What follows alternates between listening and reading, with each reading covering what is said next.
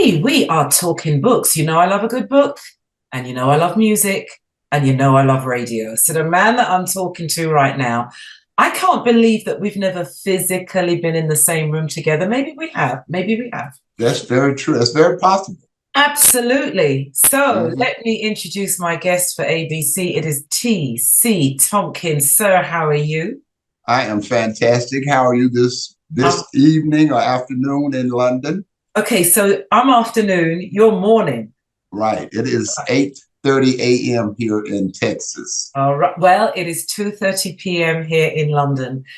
Um, when radio was king. Now, you're talking to somebody who is a radio presenter, and I still think radio is king, but I get what you mean in the title of the book because your career kicked off 50 years ago. So, True. radio was the only channel, wasn't it? Only outlet that was available for music. Was it anything else? That was either you make it or on radio or you wouldn't have a career.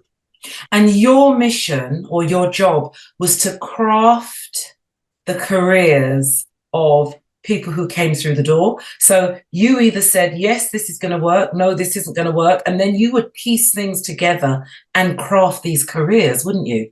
Yes. Yeah, I had to have a real good knowledge of what radio was doing in each of its format. And I've studied radio. That's why I've been able to pick records or pick singles as successfully as I have because I think I know what will work in certain areas of the country. TC, I think after 50 years, you definitely knew what you were doing. Yeah. If you didn't know what you were doing, I don't. I'm the luckiest man in the world. Yeah.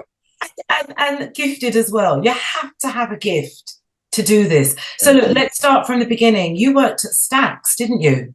Yes, that was my first music career job with Stax Records. It was just out of the desire to get in the industry because I was working in the jewelry business. Matter of fact, I was managing a Zales jewelry store, and my wife was working for Stax. She was the tape librarian for Stax back when they used to have the big 12-inch reels. Yes, I And remember. they had to store, yeah, they had to store analog. They had to store them in a certain temperature and a safe. That was her job, was the tape librarian, keep up with all the recorded material.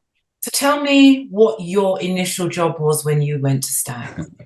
My first job with Stax Records was selling 45s. Wow. Yeah, they Okay. were trying to get into the distribution business. And so they hired a sales staff to come in and set up operations. I had about a 4-state area, and I would drive around Texas, Arkansas, Louisiana, and Oklahoma, introduce myself, do cold calls, and go in and start selling their material. And so you would have worked with people like Isaac Hayes and, Isaac, you know, Staple Stingers, Barcades, yeah, Tim Prees, Albert King. One of my fondest memories was Albert King, working with him while he was in the studio doing Crosscut Saw, which is one of my favorite tracks of all time. I guess it was because I was actually there when it was cut, and I still enjoy it. and tell me about the studios at Stax. I know that you were selling, but you can be in a radio station and there are many facets that pull together to create radio. But when you get into the radio studio, it's a different feeling. So tell Yes, me it about is. being right. So tell me about being in the studio with the Barcades. Well, that was a part of my job that probably what may have cost me my job because I used to spend most of my spare time in my wife's office. My wife's office was located upstairs from the main studio. So there was a studio next door to her office, and there was a studio downstairs. And the construction of Stax was a very unique situation because it was basically built from a neighborhood that had a lot of little small shops. It was a black neighborhood on Mississippi, and they bought up the block, and they would take the buildings and join them together, put a stairway between them. So the building was like a maze going from one building to another. going up and down stairs, but I used to love sitting in when they were in the studio. And the thing that I really loved about Stax is that everybody participated. If somebody was in the studio cutting something, if Isaac Hayes was in the studio cutting something, David Porter would come in and play keyboards, or maybe the Barcades, James Alexander would come in and play bass. So it was more of a community involvement where they were developing material. I'm hearing this. And I could ask you many, many questions about your time at Stax, but I want to, with the time we have, let's move it forward now. Because you're smiling. Because there are some extensive names on this very, very extensive list that if someone was to say to me, oh, yeah, I know somebody that worked for Michael Jackson, Tavares, Mtume, Cyndi Lauper, Alex O'Neill, Luther Vandross, I'd say, no, you're playing around. You're playing around. TC, tell me about moving to Epic Records, because from what I've read, from the manuscripts that I've read, it's not that you were just trickling along at Stax, because obviously Stax was what it was at the time. Yes. But to get that elevation now. To start from where I started. Ooh. You know, and what is so amazing about it, though, Angie, is, you know, I have no background in the industry whatsoever. I come from a small town. But can I just stop you there? Can I just stop you? Sure. Sometimes not having the qualifications, professional education in it. Not having a professional, right. Sometimes you have to then tap into what I call your personal resources. Because if you have a love for music, and if you are a people person, and if you're like me, you walk in a room, you say hi to anybody, that starts a chain of events. Absolutely. You hear what I'm saying? Yeah. You know, well, music just brought out such a passion in me.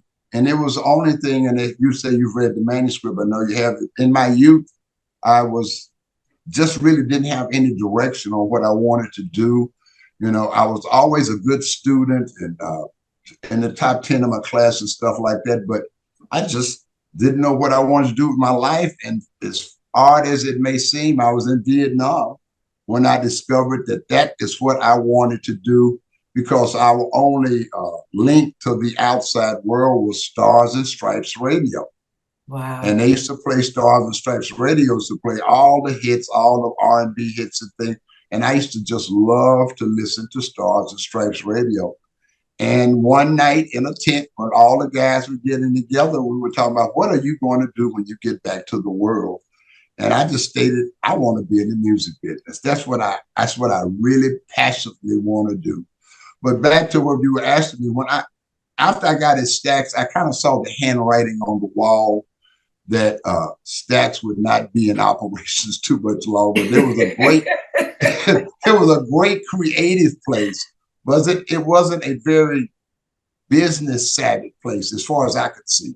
Yeah. You know, I think I stated in the book that the first time that I went on a promotion, the first time they sent me on the road to do radio promotions was my first visit was Washington, D.C. They gave me an expense check, which I never had to account for. Yeah. And I knew right there, once I said, you know, they writing checks. Yeah. I said, I don't have to account for the money. I said, well, they can't be in operations too much longer operating like this. So I started interviewing for other companies. And there was a position open at Capitol Records in Dallas, Texas. And I moved to Dallas, took that position at Capitol. And from Capitol, I moved to ABC Records. And from ABC, I went to CBS.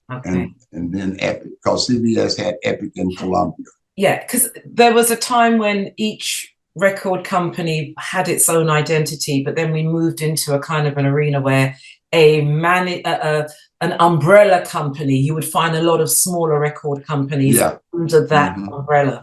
So let's talk about Epic, because that would have been a different catalog to Stax. Having said that, like Stax is what it was for that time. Absolutely. Epic now. we're moving forward now. There's a different kind of vibe. Oh my God, I would say it was probably around the time when I was, well, like I say, I can't believe we were never in a room together, because in 19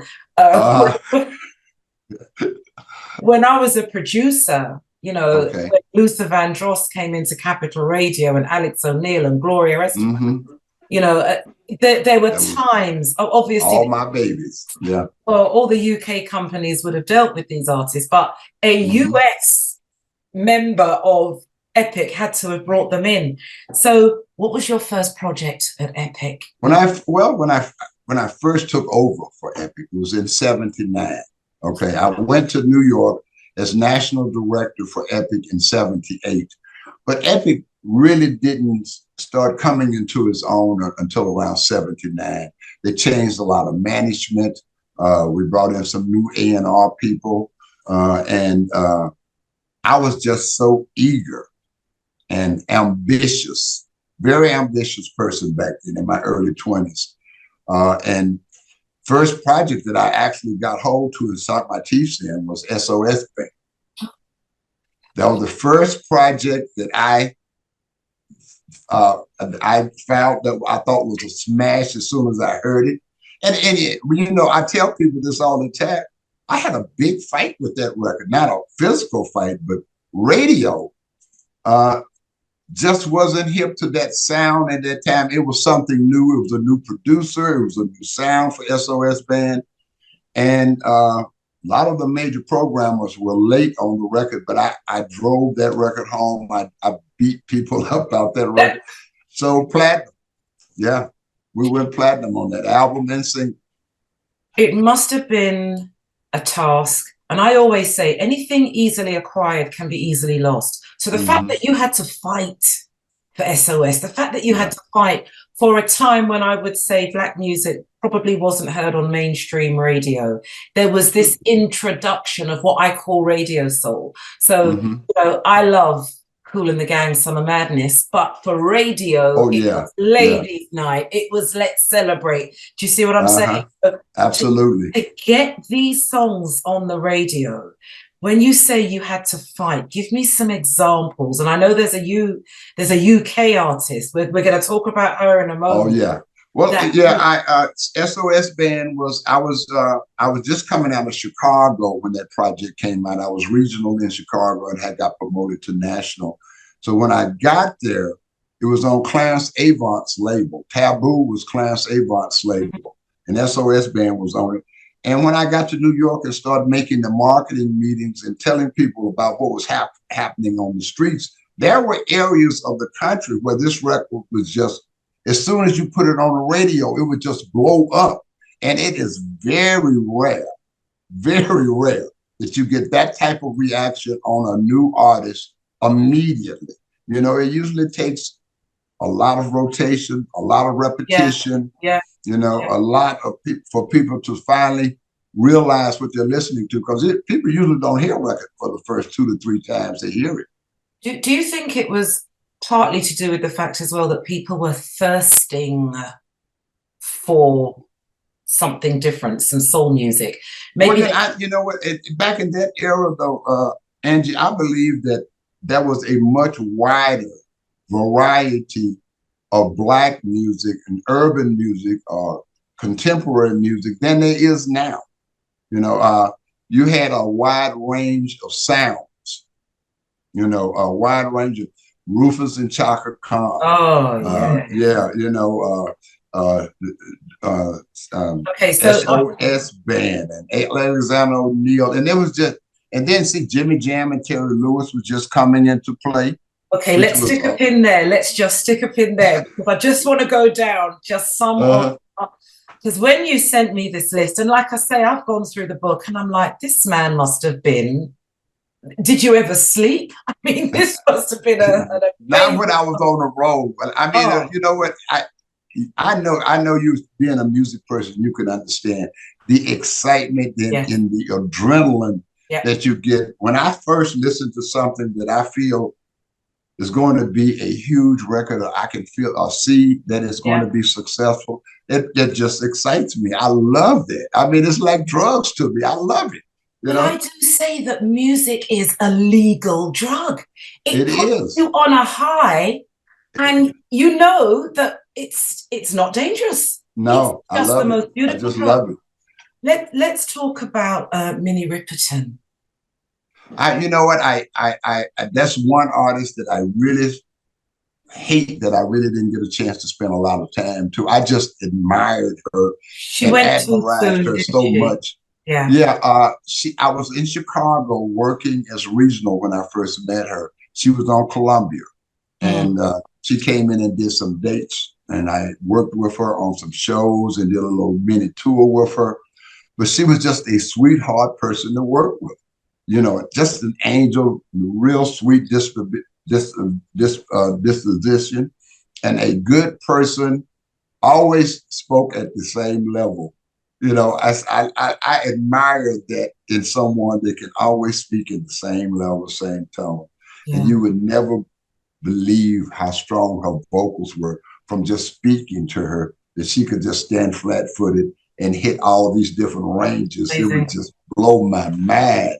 Amazing. Yes. Let's talk about Natalie Cole. Oh, Natalie's sweetheart. I worked with Natalie on her first hit record, Incredible. Natalie was the innocent babe when she first got out there.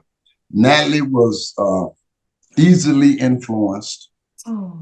Even though her father would have given her guidance? I don't think she was educated to that life. Okay. You know, I really don't think she was educated to that life. I believe that she probably, her mother and all of them kept her in a protected environment. You know, I remember when she first came out on the road, they used to have someone to always travel with her to keep bad influences away from her. And she was the type of person that needed that type of protection. Yeah. Yeah. I'm going down this list because I want to bring it up to current day. Frankie, Beverly, and Mays. Yeah. I'm on that. That was one of the acts that I got involved with for Capitol Records. As soon as I heard that record, I mean, I knew right away. I tell the story of Capitol sending me the test pressing. People don't know what I'm talking about when I say that. Test pressings are wax that is the first run of a new release. And it's only meant to be played so many times. So the quality on the record diminishes greatly after it has been played several times. But I got a test pressing on this new group that they just signed named Mays. And I put it on the turntable. As a matter of fact, I was on my way to New Orleans when I received it. And I stuck it on a turntable before I left. I wanted to listen to it before I hit the road. And man, as soon as I heard it, I said, I got to take this with me. I'm taking this to New Orleans with me. I took that record to New Orleans, and I can tell you this, you can never go to New Orleans for an Essence Festival without seeing Frankie Beverly and Mays. Okay, so the Live in New Orleans album, I mean, come on. Yeah, that's where they came out of. That's where I broke them out of. That's where they loved that. But any day in Houston, Texas, or anywhere in the South, you're going to hear Mays. Yeah.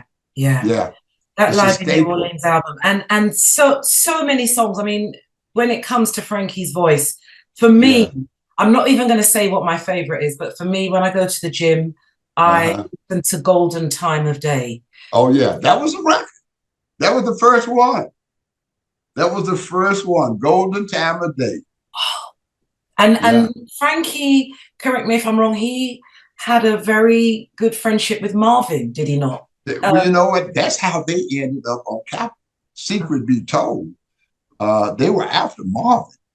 And to get Marvin, they had to sign. They opened for Marvin. That was Marvin's opening band, was Frankie Beverly and Mays. And to get Marvin, they signed Marvin, signed my band. So they signed Mays. And there we go. History be made. Questions I want to ask you. The question. I'm gonna do 3 more, then we're gonna bring it up to current day. Let's talk Eddie Levert. Come on now, the OJ. Oh yeah, I love the OG. I love Eddie. Eddie and William are two of the best male vocalists. You know, their mixture of their vocals just works so amazingly. You know, and I remember them from Ship Ahoy. Ship Ahoy, Ship Ahoy. You remember Ship Ahoy? I'm just a little bit too young, but anyway, but Oh God, Ship I Ahoy. do remember Eddie interviewing him some years ago.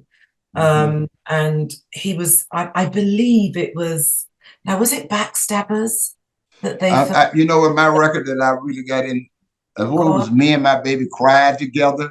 You remember that? We No, cried together. I, I do remember I him. think that was in the They were driving along. I no, think that they was in the late 70s. heard Backstabbers, I believe. That Okay, and that they was were way driving before. along and they said, "Wow, I have this Yeah. Eddie Levert interview that I'm going to dig out. I'm going to send it to you. Okay. Okay, let's just. Oh my God, TP, Teddy P, Teddy P, Teddy Yeah, that's P. my man. I love So Teddy. I always say that had he stayed with Harold Melvin, and he was a drummer initially, Yes, he was. would we have been in a position to embrace what I'm going to say is just the pleasure of that Mhm. man's I true don't believe voice? so. Harold was not the type of person that was going to give Teddy a break. He was Okay. under contract with Hal Melvin, and the Gamble and Huffman got him out of the contract. And it was Hal Melvin did not want to let Teddy go and did not want him to have a lead vocalist career. Oh my Lord. Could you Yeah. imagine? Could you imagine what we would have missed out on? I mean, Teddy, some of the best concerts, some of the best audience response. I put it that way. Some of the Yeah. best audience responses I've ever seen were some of Teddy's concerts. You know, he used to do this for women only Oh, concerts. I know. Yeah, he's the only artist I've ever known to sell out for women only concerts. They would actually only sell tickets to women. Now, if they wanted to bring their boyfriend, that was fine. But they would do, I mean, he did that in Chicago. I can't remember how many times. And the auditorium would be packed. Mm. The stage would be full of panties. Oh, They used to throw him up on stage all the time. They used to tell him to go trip and break his neck. TC. Oh boy. Let's tap into the Luther Alex O'Neill days. Now, here in the UK, this would have been late 80s, early 90s. Alex O'Neill, Luther Vandross could feel like 5 nights at Wembley. And if you never got to see one of them, you know, you had to get a ticket, even Oh, if yeah. even if you were sitting up in the gods and they looked like this, because you couldn't wait for them to come back the next year. What was it behind, I'm going to say, the machinery, first of all, with Luther? Because Luther. wasn't Luther initially in a group called Luther for a label Yes. called Cotillion? Yeah. He was in two groups. He was in two groups with Atlantic Records. And the last group was Luther. You know, he bought those masters. You can't find that record anywhere. Okay. On Luther. Right. Yeah. But when I met Luther, he had Change. He had a record out with a group called Change. And he was doing commercials for Kentucky Fried Chicken. Pepsi Cola. I mean, Luther, if you didn't know that was Luther, you go back and look at TV back in the late 70s, early 80s. All those vocals are Luther. All those commercial, all those jingles you hear, that's Luther. And Luther was making good money doing those jingles too. I mean, I was amazed at how much money they were paying him. But with that voice, though, I can understand. Yeah. And then on top of that, Luther was a perfectionist. I mean, a real perfectionist. I've seen Luther go off on major female artists that were performing with him. If they weren't right, if their stuff wasn't tight, Luther was very funny about his presentations. I mean, his music, the whole nine yards. great person. I loved him. You know, he was a sweetheart. Luther wanted it. That's one thing I really admired about Luther. As talented as he was, if I called Luther and told him he had to be up at 4 a.m. to do something or 2 a.m. to do something, never mixed a word with me. He would be there on time, do whatever you needed him to do, no matter what. Matter of fact, I think I talked about this in the book, is that years after I had worked with Luther, some friends of mine wanted to go see him in Vegas. I called Luther up, man. He took care of them people. Those people loved me forever. Oh, Front row, the whole okay. 9 yards. He was just a sweetheart to work with. Oh, let's talk Alex. You're going to wear yourself out going through that list. I know. This is why I'm saying I think we might have to do 2 parts. Let's talk Alex. It is all in the book. Alex O'Neill. Do you want to leave? Okay, all right. Alexander O'Neill, you know, I didn't have a lot of work with Alexander when he first came to us, though, with that first album with Jimmy Jam and Terry Lewis producing it. You know, I was just impressed with Alexander O'Neill. Has that real strong gravel-like presentation, like on that fake. Yeah. You know, I mean, he's a real hard-working artist. I give him that.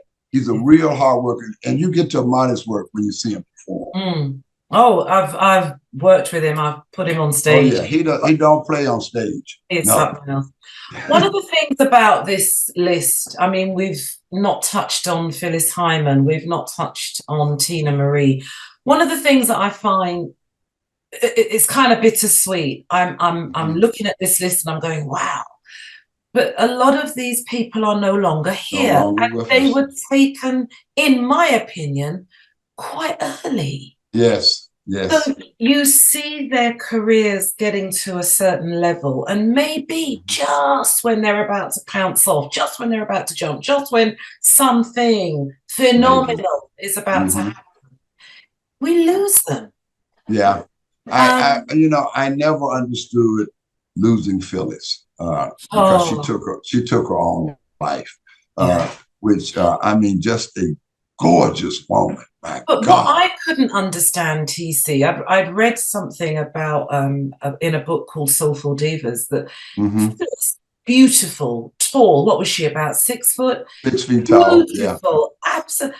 But she didn't like herself. She had a I don't know how she could.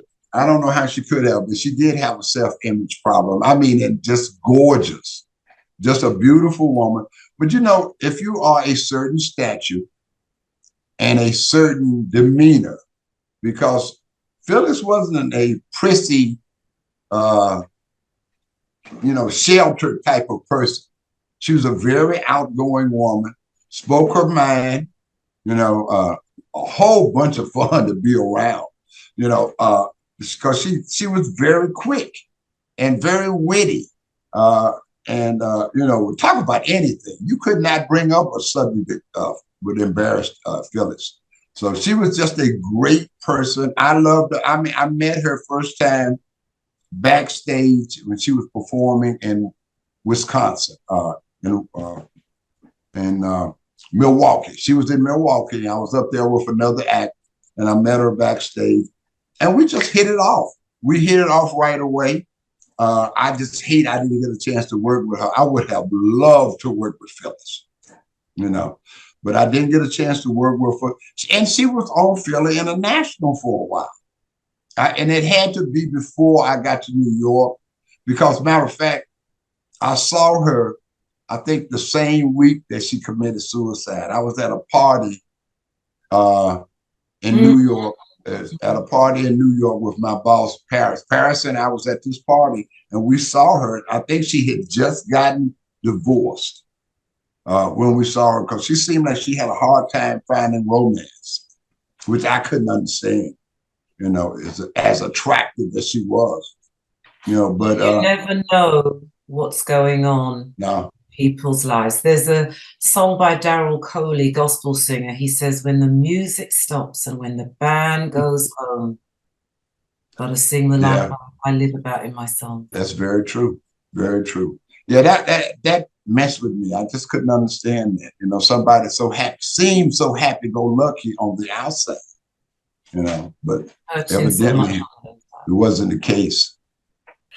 You know, it's amazing, TC. We were just saying, you know, Phyllis gone too soon, but another artist that you worked with, in my opinion, who went too soon was Tina Marie.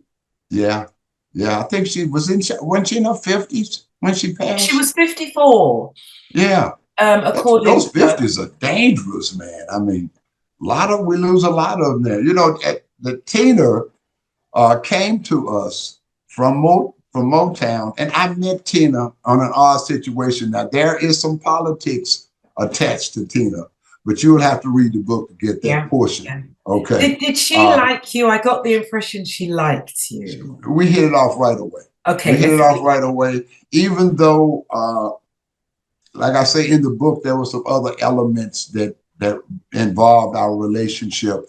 But you know, I hit it off with Tina. I went out to Los Angeles, hung out with her several times. Matter of fact, as I mentioned in the book, I was in the car together with her and some of the Temptations. Okay. So we're hanging out in LA one day and we're all singing, and I got a chance to sing along with the Temps and Tina Marie. You know, you couldn't tell me nothing.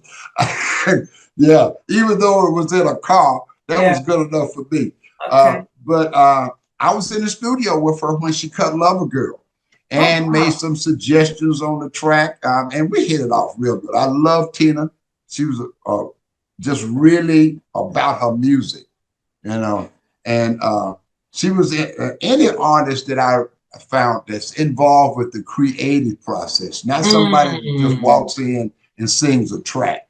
You know, when you walk in and sing a track, you just don't have the involvement that you have when you're in there with the pen and the paper and the keyboard and you know and putting the licks together and things of that nature. You're totally engulfed into it then, and it's more personal. Yeah, it's more of you in it. And like I said, I was out there with her when she did Lover Girl, and I knew when I left the studio it was a hit. Yeah. I mean, you know, she had a lick in that guitar lick in that. And I knew when I heard that lick, I said, oh, that's a hit. You know, it could just be one element in a record that could make it a hit. Absolutely. You know, and it was that element. You talk about the creative process. Anyone can pick up a piece of paper, go into a studio, put it there on the lectern, put your headphones on and start singing. Everyone can sing. Not everyone can sing in tune, but everyone can sing. But there is a creative process. Yes. And I say that it's something that's deep in your soul and it just needs to come out through song and land on music. Absolutely. Yeah, I mean, every artist that I've known, and you talking about the creative process, we were going to be talking about Mtume. And I was in the studio with Mtume when he cut Juicy Fruit. Oh, another one gone. Anyway, sorry, go on. Talk to me about him. That matter of fact, he was in the studio in New Jersey. I think it was Patterson or somewhere, because I lived in Teaneck back then. Okay. And he called me and he told me, he said, man, I got this beat. I got this beat that's different. I want you to come over to the studio and hear this beat, you know. And when I heard that gallop, you know, with that Juicy Fruit gallop, I said, oh man, I mean, it was magical. You know, matter of fact, you know, you cannot count the number of hip hop records that use that track. Juicy Fruit has been sampled, yeah, it's almost as used as George Clinton and James Brown. You know, everybody was sampling James Brown when they first started hip hop. Now they sampling George Clinton, Juicy Fruit, and surprisingly Luther Vandross. That Never Too Much track is sampled. That's sampled a lot. That is sampled a lot. You know. The Pointer Sisters. You must have some stories beyond. Before we start to talk about the Pointer Sisters. Pointer Sisters are funny. Okay, Pointer Sisters were my first major act. I think I was like couldn't have been no more about 22. I think I was about 22 Wow. years old when I first met them, and I had to do a presentation with them. They had Peaches Retail, Peaches outfit. Did they have Peaches over in London? It was like a Tower Records.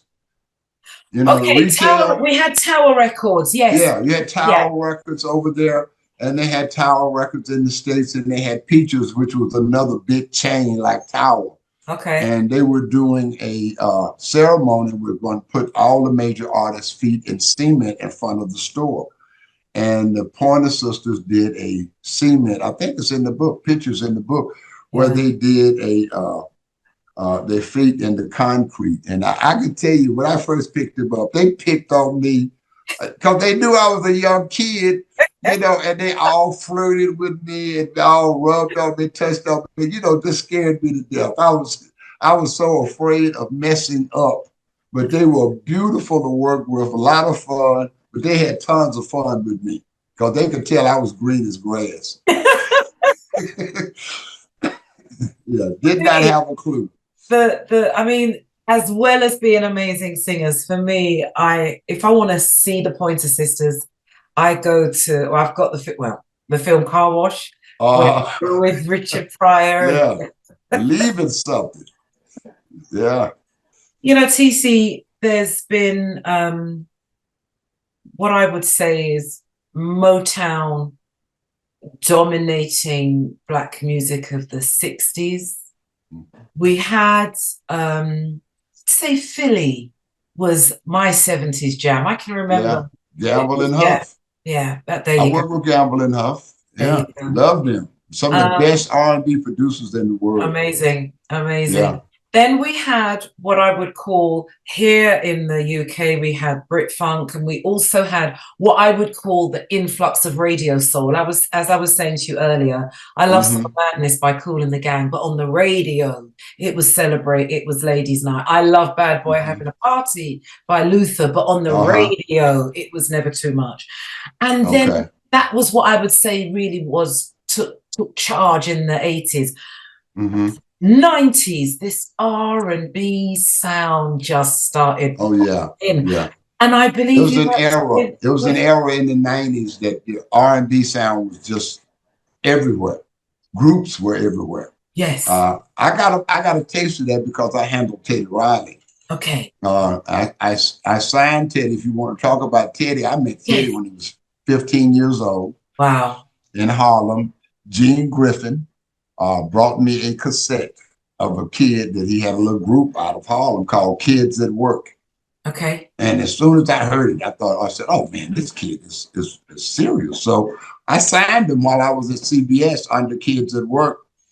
After I left CBS, Gene and Teddy asked me to come back to New York and run GR production for them. So I did the first Guy project.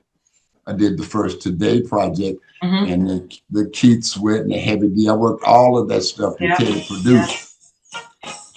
I cannot get this thing to shut off. Hey, all right. I'm doing an interview. I hit you back. That's okay. You should have let it play. Go on, yeah. Yeah. But that's my ringtone. Yeah. But yeah, I did Teddy throughout my career. I worked with him for about 5 years. And man, we just owned the charts when I was working. Teddy used to have 5 and 6 singles on the charts at one time. And but the Guy album was a phenomenal album. It was real. I think we sold about 3 million on that album with Teddy. Worked with him when he did Culture Club. Yeah. He did James Ingram. He did Michael Jackson. Who else? He did Keith Sweat, Heavy D, Kool Moe Dee. I mean, on and on and on. Why, TC? I'm wondering how we've never. We've been in the same room. The only time I've been in London was when I was over there with your girl, Sade. Okay, right. Hold on. Let's just tap on the R&B side because you just mentioned Guy. So to me, Keith Sweat. Ooh, and I want her. Heavy D. Monster record. first time Teddy played it for me, I said, "Oh my And I God!" felt that Yeah. Keith Sweat and I Want Her. I want. That was late Mm-hmm. 80s, early 90s. And I think that kind Yeah. of, if I was to say, parted the sea and R&B, Yeah. Well, just Teddy did some of the best dance records. We did Rex and Effects, New Yep, Jack. Yeah, that yep. was one of his. We did Johnny Kemp, Just Got Paid, which is like the anthem at the clubs. And he did the Keith Sweat album, which was just a monster album. So I mean, he was just on fire. That his sound was just ruminating, and everybody was sampling Teddy. What's the other group that used to be on tour with Teddy and them all the time? New Edition. Oh my gosh. Okay, they're on tour together Bobby now. and Belbit New and Edition and Guy and somebody else is on that tour. But they're doing on tour right now. They'll be in Houston soon. Let me just ask you as well, because we've had a very, very US top heavy artist roster here. Yeah. Now you worked with Culture Club. Yeah. But you launched Sade. True. Very true. Culture Club I got involved with after the fact. Because it was already showing activity and pop. And DeLeo asked me, I think I could do something with it? Because I mean, boy, George voice was just serious. He was a serious crooner on a lot of this stuff. And we did get some action on it. We got urban radio to play it in the Midwest. We played Culture Club. So we did get Atlanta played it. We got black radio played Culture Club. So and I met them a couple of times out in Los Angeles. Okay. You remember the track, the Culture Club track, Church of the Poison Mine? That had a kind of a Motown-ish. Yeah, absolutely. And there was a backing singer. Was it Helen Terry? She had I don't remember who the her voice. Oh, yeah. I hope I've got the right person. If I haven't, Boy George, please don't come for me. But that Church of the Poison Mine. Whoa. That was Boy George. Yeah, that was a track. That was a track. Talk to me about Sade. Talk to me about Sade Adu, the album Diamond Life. I remember hearing this voice. I remember hearing this sax, and I remember hearing this voice. Matthew was killing that sax, wasn't he? Yeah. And I can you know what? I mean, I have great memories of Sade. I mean, that is one of my crown and glory. Matter of fact, that's my crown and glory, was that because nobody else heard it. And amazingly as it sounds, nobody else heard it. It just... So what did you hear, TC? What did you hear coming out of that girl's voice, coming out of her soul, and coming out of... What did you hear? I felt the whole package. I felt the texture. You know, I felt... Most people that were first listening to Sade were listening for Whitney Houston. Okay? That's what they were listening for. Female vocalists, they were listening for Whitney Houston or Aretha Franklin. That's American R&B. You were never going to get another Aretha, but anyway, go on. I know that, but you understand what I'm saying. Yeah. You understand that's where their minds were. And they just didn't hear it. I don't understand why, because I'll tell you the story, and it's in the book, that in the marketing, we used to have these marketing strategy meetings every 2 weeks with all the vice presidents to discuss the strategies on the new releases and how we were going to handle this and that sort of thing. So they passed out a cassette on this artist, and they didn't even say anything about it. They said, just everybody listen to this and let me know what you think. But for some while later, nobody asked me what I thought. You know, I thought it was a monster album. And so in the background, Epic was on the spot because Sade was huge in Europe. And they had no idea what to do with her in the States because that kind of music was just not happening. There was no contemporary format. There was only the dying of disco, the birth of hip hop, and R&B. Okay, that's what was going on in the States. Because didn't the Bee Gees get a little bit of a bad rap because they were the disco kings and they were trying absolutely. But they had R&B flavor in their stuff. You know, that stuff wasn't nothing but R&B dance. Yeah. And the label just couldn't hear it. They sent the pop promotion guy, they sent the vice president of pop over, they sent the vice president of alternative over. All of them met with Sade. She rejected everything that they did and sent them back. So finally, they got around to me, and I said, I'd love to have a shot at this project. Okay. And they said, well, you're going over to London and see what you could do with her. And you got it. You heard it. Yeah. You heard it. Yeah, you got it. You know, you got. I don't even think anybody really at that point. They just wanted that burden off of them. You know what I'm saying? They didn't know what to do with it. It was a problem. If I wanted to jump in the mix and take on that headache, you got it. That's basically the way it was. And TC, ain't you glad you did it? Oh man, I wasn't worried. I wasn't worried day one. Matter of fact, the only reason why I sold Sade on that is because Sade did not like my choice of singles. She did not like my approach, but I was so confident that I knew what I was talking about that she accepted it. You know, I knew I had this. I said, I got this. And she said, I don't. She said, I don't know. I don't like that single. I don't like that choice. It had never been released before. Smooth Operator and Your Love Is King was the hits over in Europe. So nobody was playing Hang On To Your Love. Yeah, so I said, that's the record. That's the lead in. And she went with it. You know, matter of fact, I think we kind of had a little bet because I was so cocky and arrogant about it. You know, I was just so arrogant about it that I told her she didn't know what she was talking about. You know, she said, well, I don't agree with that. I don't think that will work. And she was concerned, which she should be. And that's what I really liked about her, is that she wanted to protect her image, wanted to protect how she was portrayed. And I told her this would not damage that. I said, I guarantee you, I'm going to get this single top 10 and we're going to cross the top 40.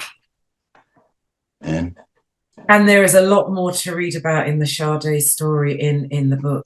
TC, we've covered a lot of artists, and I know that there are more stories. And what I do respect in this interview is you've not downspoken anybody, and I respect that. I respect that. If somebody else wants to do that, I'm pretty sure, you being the character you are, artists being the character that they are, there have been a few clashes because we're human. Let's not be around. Yeah, absolutely. Yeah. Right. We're human. Yeah.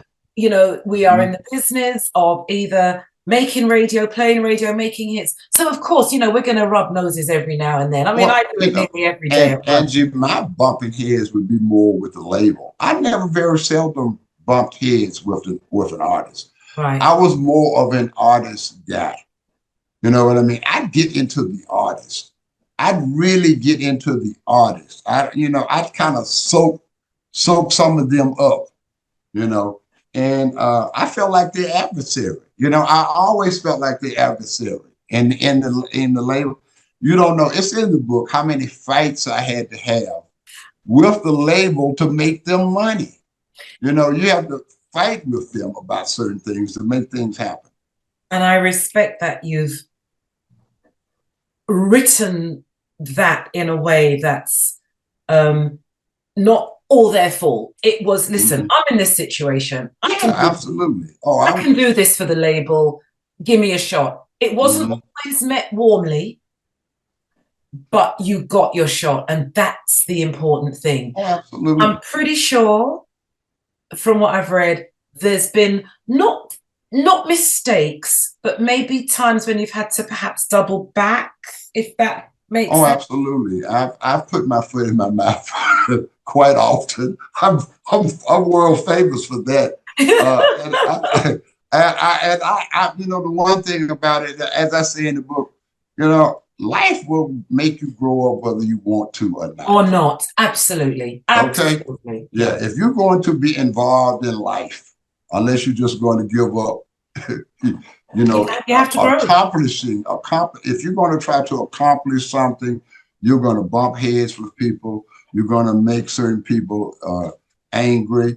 And, you know, and there's a point, and I say that in my book, there was a point in my life that all I cared about was winning. That's all I cared about was winning. You know, I wanted to be the number one label, the number one this, the number one that. And I didn't care nothing about competition, who had records out. It didn't mean nothing to me. And I mean that sincerely. I don't mean disrespecting Warner Brothers or Capitol or anybody else. I was not worried You were about just. I had blinders on. Yeah. So very openly and honestly, you've given some accounts of some not so good days, but this is the music industry. This is radio. This is music.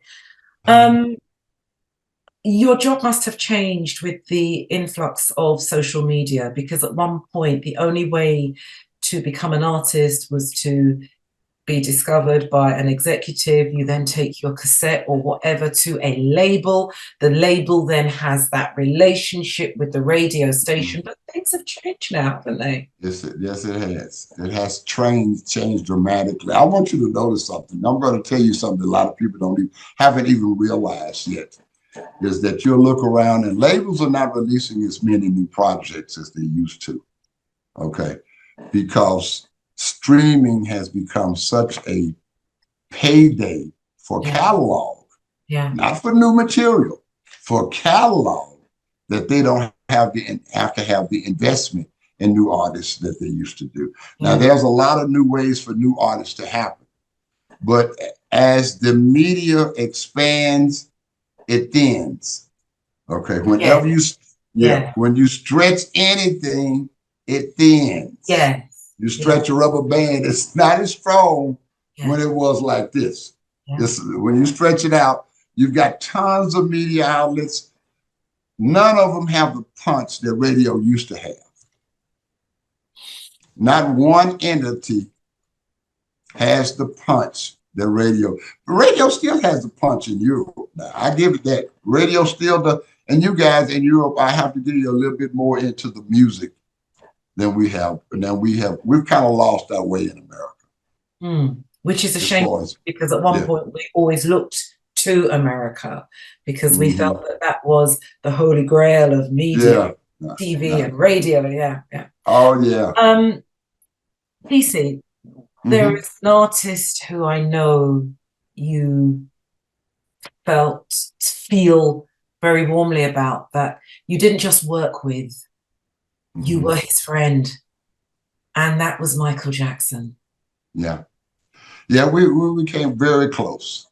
It took efforts on my part, because we were totally different type of people. You know, especially me back when I was in my 20s, I was very aggressive. You know, a shouter. You know, and Michael is a soft-spoken person. So I had to really educate myself on how to communicate with him. We became very close. He used to call me all the time and have conversations with me about all kind of stuff. We had a lot of conversations that I just never would have expected to have with him, you know. But why not?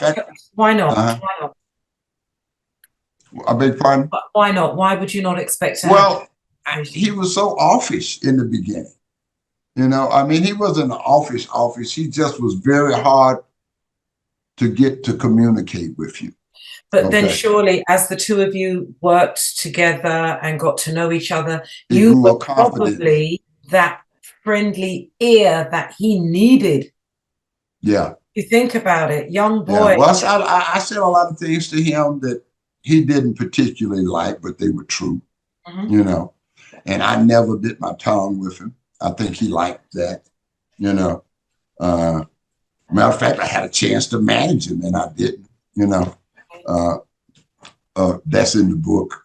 Yeah, yeah, yeah. Yeah, that's in the book. But we spoke after I left Epic several times. He called me. He used to call me every holiday. He called me. We talked. I talked to him during the time that he was going through all that BS. And he told me that's exactly what it was, BS. And he was had accepted the fact that he was going to have to pay. You know, that mindset, I understand now. I didn't then, because, you know, I was saying, F them, don't do that, don't do this, you know, fight, blah, blah, blah, blah, blah. And he said, no, nah, it's just, you know, he said, I'd just rather go on it. What was it that was the essence of Michael that had him stand out, not just from his brothers, but in a world where artists give them something to sing, they sing it.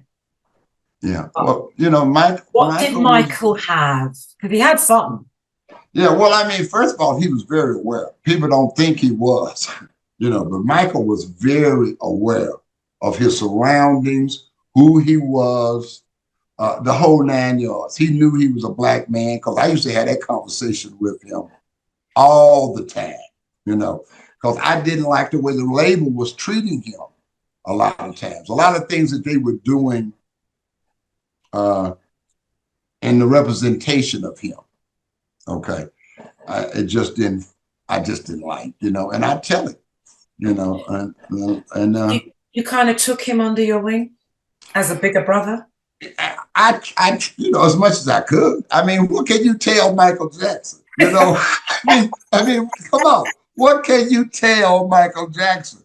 You know, I was a little arrogant. I guess that's why he accepted myself, you know, the way I was. And I did what I said I was going to do. You know, I mean, whenever I made a promise to Michael, I did it. You know, matter of fact, it's a story in the book about when they did the first single on Michael as a solo artist. Label was concerned. Label was sweating, because that was a huge project to Michael. Michael wanted his whole career to do his own project, his own material, him writing, producing, that sort of thing. Off the Wall was the first time. And they were sweating it. You know, so me, with my braggadocious behind, I go in the meeting, I say, shit, I'm going to have that record #1 in 4 weeks. And what an album. What an album. Yeah. Oh, yeah. Yeah. I mean, I knew it was a monster. I wasn't worried. You know, I trusted my ear. I knew what I heard. And it's a letter in the book from the president of CBS. Because after I did it, they act like nothing happened. So that's what I did not like about Epic. But after I made that record #1 in 4 weeks, the next meeting, nobody brings it up. So I said, hey, y'all not going to discast that like it was nothing now. You know, I will say this, TC. Oh boy, time. Maybe we need to do this again. Yeah, I know you think we need to do 4. Yeah. I can imagine a man in your position having to bite your tongue at times. I can imagine. That was my problem. That's what always got me in trouble. You didn't, but I didn't. Well, but the results have shown up, and it's I mean, I had a great career with Epic, and every label I've been with, I always put my heart and soul in everything I did. And I had, as they'll find out in the book, I had gotten to a point to where I had become a little disillusioned. That's the best way to put it. Become just a little disillusioned.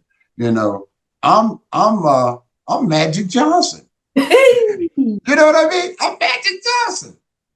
Don't y'all recognize that I'm Magic Johnson? Do you understand what I'm saying, Angie? Yeah. I'm Magic Johnson. And everybody recognized what, you know, in the locker room, everybody recognized I was Magic Johnson. Yeah. not in the auditorium. Okay. If you When, get my drift. yeah, I'm hearing, listen, Yeah, I'm hearing yeah. you. When radio was king, Tompkins gives an account of his time working in the record industry, the artists, Still working. many of whom I'm sure you miss. I can't imagine, because just of the Yeah. few we've covered and Yeah. those that have, you know, passed on. There are a few that's left us that I was really close with. Teddy Pendergrass was one I was really close with. I saw him a lot after the accident. Yeah. And I was amazed how he handled it. I mean, I have to give it to him. I was amazed from where he was as a sex symbol around the world to having been paralyzed. I was amazed the man he was to handle that. And I was always telling him that, you know, I said, man, you're a mother. I'm trying to tell you, brother, because I remember the other Teddy, you know, the Teddy would close the door and turn out the light. Yes. Yeah, yeah. And the times me and him used to have. That's another interview. That's another interview. Yeah, Teddy and I love hanging out with Teddy. And I love Luther. Luther's just a great human being. That's the best way to put it. He was just a great human being. I love this. I love this. TC Tompkins, thank you so much for Thank you, Angie. And thank Candace for introducing me to you. I will indeed. And I can't wait to get my physical copy of the book. I'm mailing it to you right away. Matter of fact, I'm going to go ahead and send yours direct. All right. When Radio is King, TC Tompkins, thank you for your time. Thank you for having me.